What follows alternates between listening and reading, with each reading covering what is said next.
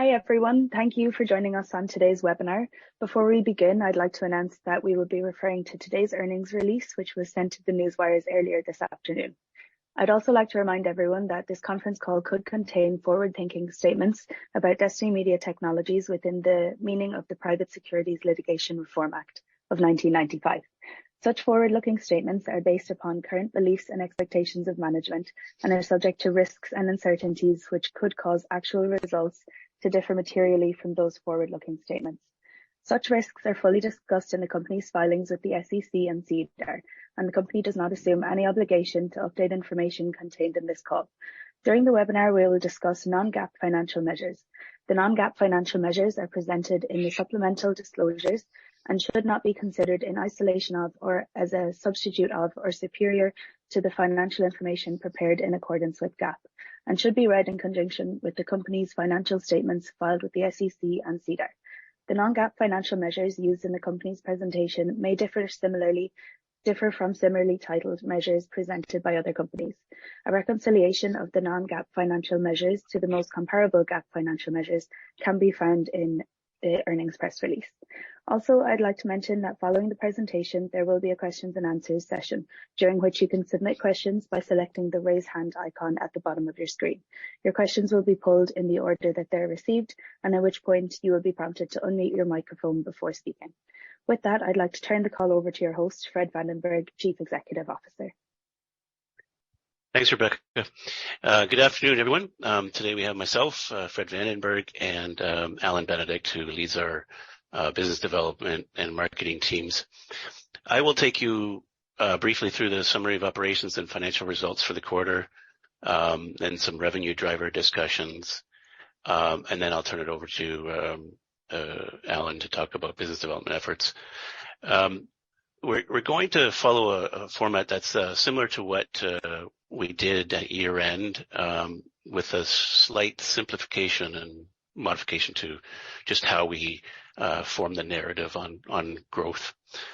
And then Alan, when Alan's done the conversation on business development, he'll turn it back over to myself to talk about things looking forward. For the quarter, sorry, I missed a slide there.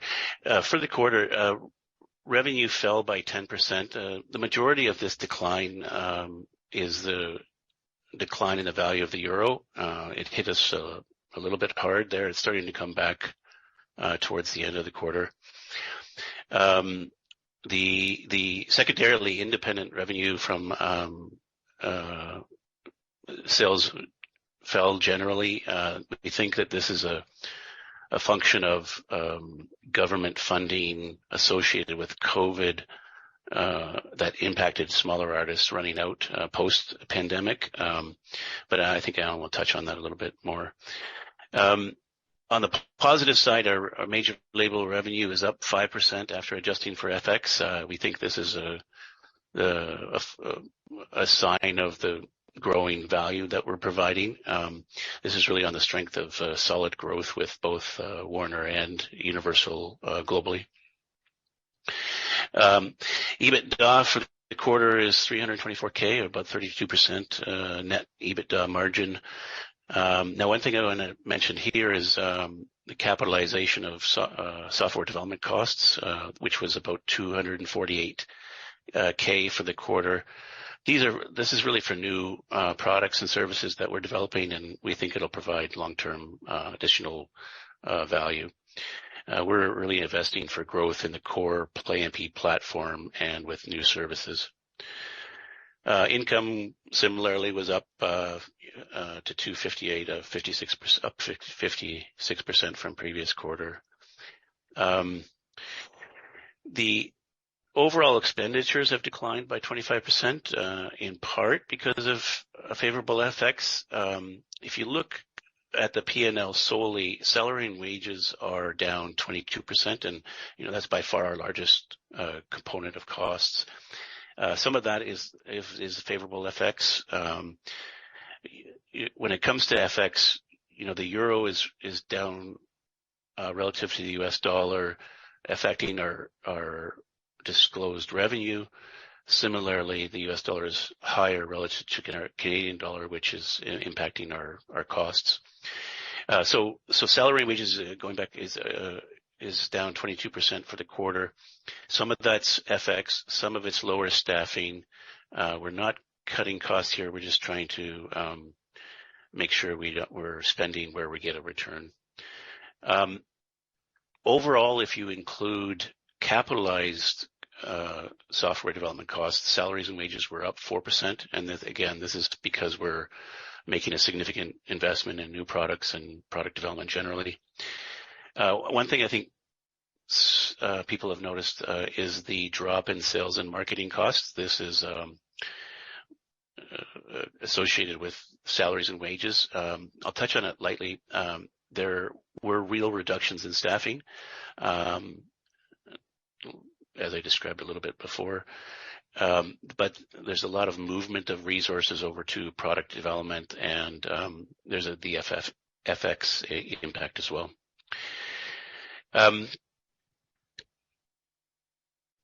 So that's overall expenditures plus capitalized investments is actually down 3%. That's just including all P&L items. We've discussed business development or product development in the past as something that can really heavily influence our ability to grow, and that's by new products or services or by adding things that facilitate growth within the platform. The difference makers here are really platform changes, improvements. Product development platform development is something that really is something that I think we can that can heavily influence our ability to grow. Recently, over the recent few years, we've really focused on things to make the platform easy to use. That's really moving it from a PC-based platform over to a web-based platform. And then more recently, it's building out the global admin features for Universal. These global admin features really don't impact our ability to grow, at least directly, but they were to grow within Universal, I would say. When we talked about our platform in the past, and I can refer to you to Q4, the platform itself has really four main components, and I think I went into that to describe how the platform works and how we're going to grow. But it's what I wanted to do this quarter is really talk about it from a very simplified way. And I think if you look at the things that will influence our ability to grow with PlayMP, you look at these three main things. Releases, and if you want to draw a metaphor, think of us as like a FedEx or a post office or something, and releases are the package. So the more packages we send, the more revenue we'll get, and then similarly, the more destinations you send that package to, you will drive up revenue. The third one, a value-added component, is really where the metaphor might not be perfect or where it breaks down a little bit, but it's really just things that enhance the overall effectiveness of the delivery. With FedEx, it's either it gets there or it doesn't. Maybe it has insurance or something like that, or read receipts on the other end or something. But this is where PlayMP probably has a bigger impact when it comes to things that we can add there.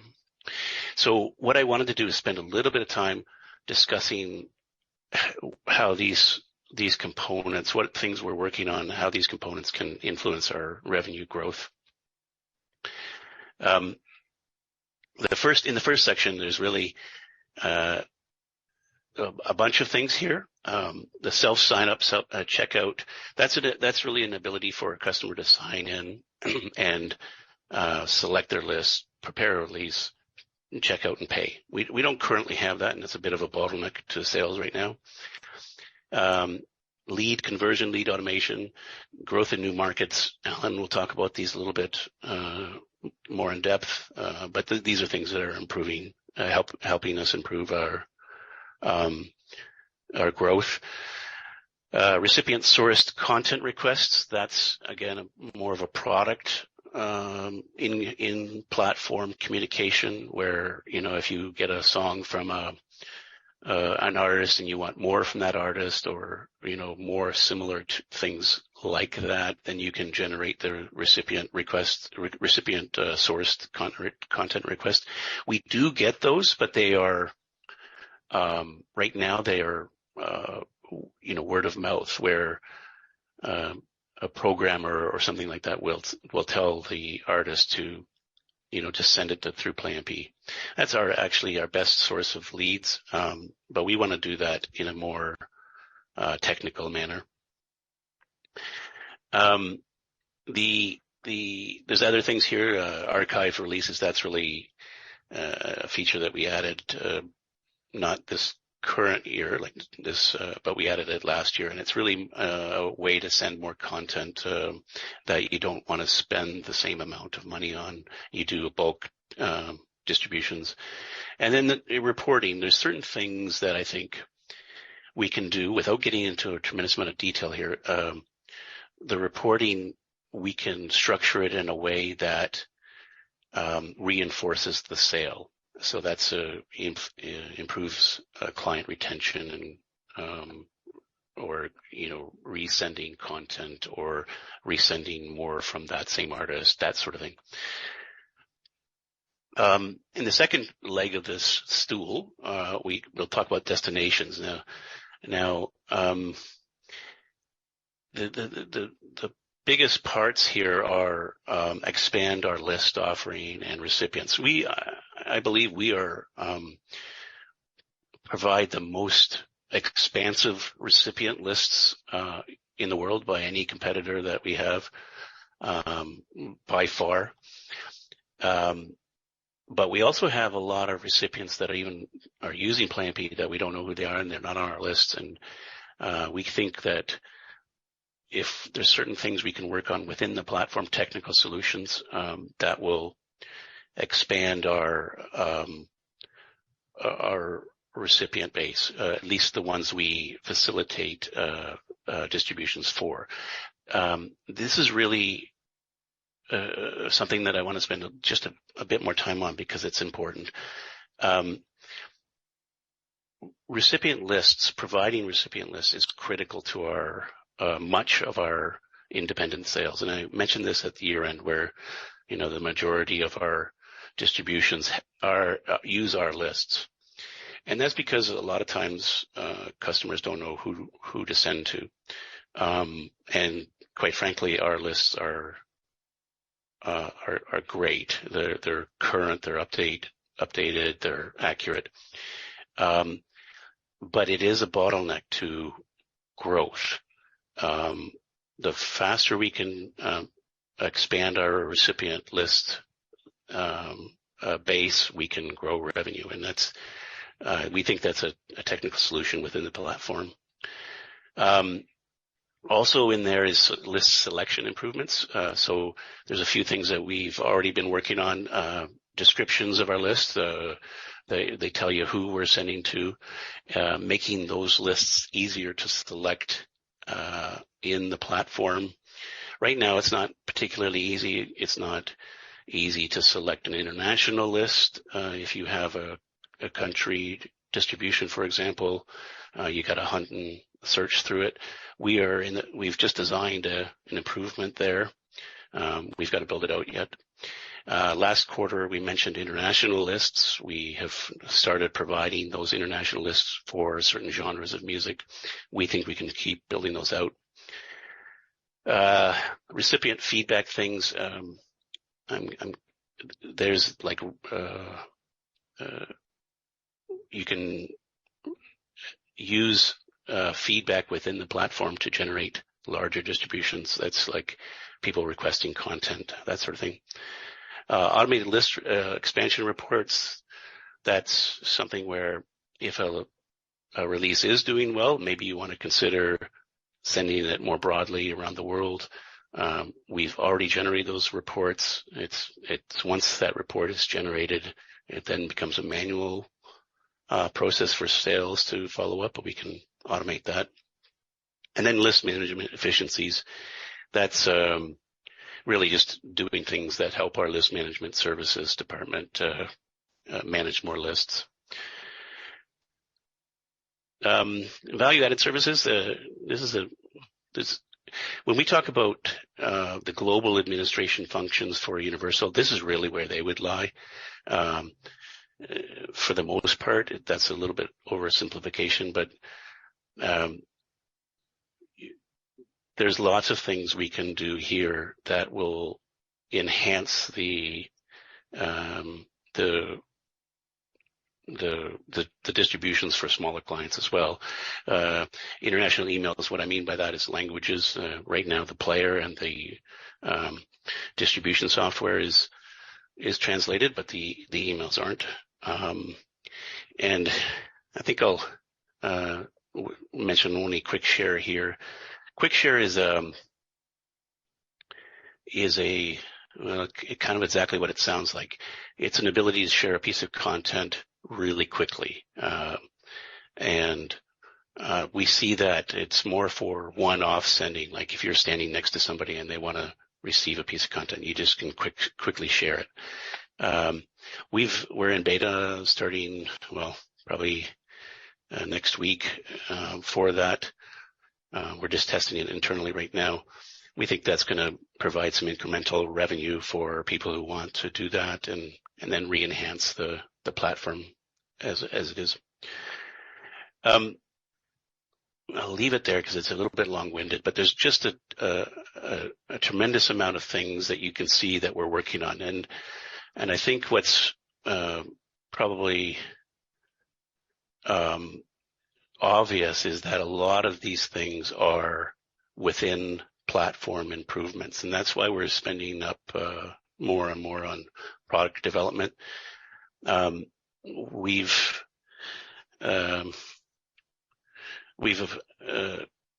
kind of focusing in on the self-sign-up, self-checkout, so that's getting more customers with an easier ability to sign up, and then making it easier for those customers to send to more recipients. So those are the two main thrusts there. And to deliver faster, we've made a change in our product development group to restructure it. So we think we're going to be able to deliver updates faster and in the right priority. Basically, we're focusing in on the quickest way to cash. Basically, it's focusing in on revenue generating things.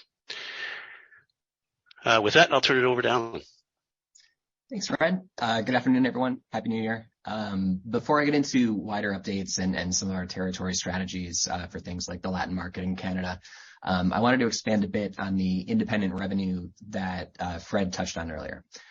So generally, we look at independent revenue as any client that isn't a part of one of the three major label systems. So this covers everyone from independent artists up to labels of essentially any size that aren't affiliated with either Universal, Sony, or Warner. Due to this classification, there's some extra context, on the revenue that's really helpful to understand. Going through the revenue at a very granular level shows that, as Fred mentioned, this quarter's decline has almost exclusively been from independent artists and very small operations, such as management firms with one client or quote unquote labels that have one or very, very few artists on their rosters. And this decline is not seen with our label and promotion agency clientele that consistently put through releases on a weekly or bi-weekly or sometimes monthly level. The reason for the change with artists in these very small operations is somewhat an after effect of the pandemic and the hit that the music industry took during it. Over the last year and a half, there's been a large amount of federal relief funding through things such as PPP loans in the U.S., some grants in other territories as well. And all of that funding has been available to artists for the first time in some situations. So while they weren't able to tour, much of their spend and this budget that they had was reallocated from going out on the road to either creating new content or marketing past content that they hadn't sent out wide before. Essentially, artists had to pivot to any avenue that could generate revenue for them, which was often radio or press or music supervision or something like that. So these artists essentially had more to spend than ever in the past. We've seen quite a few examples of this. For instance, one management company who I call it a management company. It's really one artist team. They took their federal funding and decided to put out all of that artist's past content globally in September or October of last year. And that resulted in a single spend of nearly $10,000.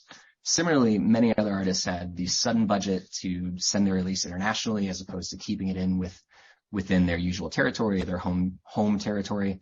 And this past fall, without additional federal funding coming in and some of those programs kind of dwindling, many artists and small operations needed to become a bit more budget conscious, and their total spend per release declined from the year prior. And I'm sure the next logical question is, well, if the funding slowed but touring began to open up as the world kind of opened up, then that revenue would have replaced the funding. That's not exactly the case with these smaller artists. So with touring shut down for so long, many of the opportunities coming out of the pandemic when venues and tour agencies reopened, they were given to the larger artists with more support behind them, either as a following or just the team behind them. So independents ran into almost a bit of a catch-22 where they didn't have the additional funding that they did during the pandemic, but also couldn't book the tours that they were hoping for. For instance, we've been speaking to our partners in Australia, and this hit there almost more than any other territory. Many of the opportunities when Australia began to open the borders were given to international touring acts that had to cancel tours in 2020 or early 2021, and the independents had trouble securing these routings. Another after effect of COVID was just a general kind of lighter release schedule for some labels. Even labels with larger rosters and larger teams, they saw fewer releases this past fall as much of their roster had released that new content in early 2022 and were now essentially off album cycle while they record new content for this year and next. We discussed with numerous of our clients, and we're very confident that we'll see a return to the norm very shortly. We've also made advances internally that we believe will improve revenue from individual artists as well as those label clients. One of these advances is our new marketing website that we launched publicly on November 1st. We basically stripped everything away from the old site and redesigned it from the ground up with the key point of making sure it was SEO optimized, making sure the flow from getting to the website to requesting that demo and requesting more information was easier and smoother for the artists. And we also gave more detail to the value prop that Play and Be offers. Lead flow through the website has never been greater. We saw a roughly 22% increase already in this quarter compared to last fiscal, with still obviously a month and a half to go. Lag time in lead conversion and kind of the sales process sometimes appears due to the onboarding process and things like artists planning ahead for a release that's actually coming out a month or two down the line, or maybe they're just kind of getting their head around the process and trying to plan it with their team. But with these new generated leads and some of the other optimization we've done, we've seen conversions begin to increase and pick up. So far in January alone, it's up nearly 30% compared to last January.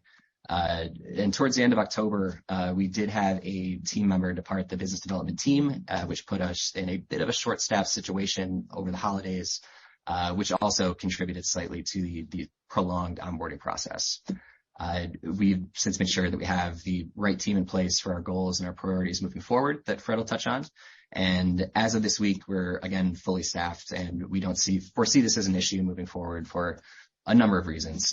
One of them being the new lead response automation that I think we've touched on in past calls as well. So that automation, we fully launched it this past December, and it was designed to really try to dig in and optimize our onboarding process. We know that Play and Be is a somewhat complicated business for some independent artists and small teams to understand. So we took a magnifying glass to the process and the information to make sure that everything they need is delivered very clearly and concisely from their initial contact, and hopefully that it kind of advances the conversion conversation as it goes. This has been a collaboration between both our business development teams and our operations team, and we're very excited for what even further synergy there can mean for the future. Digging into some specific territories in the Latin sector, as you know from previous quarters and previous versions of this call, we spent the last year or so growing our presence and list offerings in Central and South America and the greater Latin market. The majority of our efforts have been around growing recipient lists and providing a distribution outlet to clients looking to target those territories. Now that we've built operational lists in 19 territories as of late last year, we're going to be focusing our efforts on growing the business in key territories in much of the same way that we've expanded into new territories in the past. I know Fred's gone through this process on past calls, but in short, we look at finding strategic content partners to grow our release catalog and thus encourage increased activity from these new recipients. It's a little bit of a chicken and the egg of how do we get activity numbers without content and vice versa. So we always start with making sure content is there when new users log in to Player for the first time. This strategy also adds values to the lists, and the higher activity rates we can achieve, the more value there is for artists and labels trying to get into the market. We believe focusing on Mexico is the best path forward, not only due to its size and slightly more sophisticated music industry compared to some other territories in the region, but also there's a connection and a bit of a crossover between the Mexican industry and the U.S. Latin market. Given the size of Mexico as well, we're confident that success here will encourage greater use in other territories as well, kind of having the staple tentpole user in Mexico, and then expand that to other countries like Argentina and Colombia and such like that. I also wanted to review progress we've seen in Canada. As you know, we began commercially charging in Canada in mid to late last year, and we have seen progress here. Prior to commercially charging, our Canadian revenue was mainly artists within the country exporting their releases to our other global lists. These artists and small labels were hit by many of the same hurdles that I discussed earlier, whether it be touring, diminishing funding, the same things that any other artist in any other territory would run into. So these specific hurdles in that independent artist sector has contributed to the decline we saw in Canada this quarter. However, digging deeper paints a much more positive outlook. Similarly to how we're approaching Mexico moving forward, we focused on key partnerships with large independent labels and promotion agencies. And through these efforts this past quarter, we saw substantial increases in both releases and revenue from some now consistent clients, such as long-standing Canadian independent labels such as Arts and Crafts and Flying Colors, as well as one of the most well-respected independent Canadian promoters, a company called With a Bullet. We're also having continuing ongoing discussions with some other additional key partners, and we expect to have some more successes to talk about on future calls there as well. Speaking of the future, with that, I'll hand it back over to Fred to discuss the path moving forward.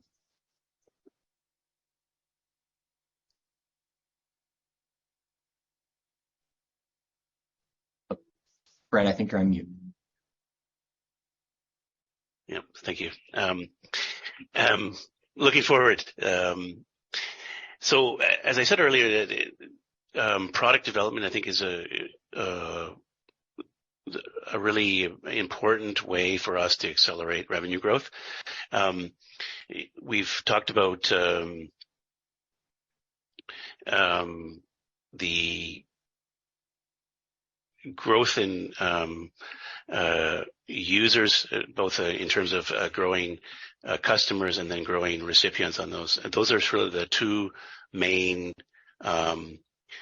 drivers that we're going to be focusing our product development around.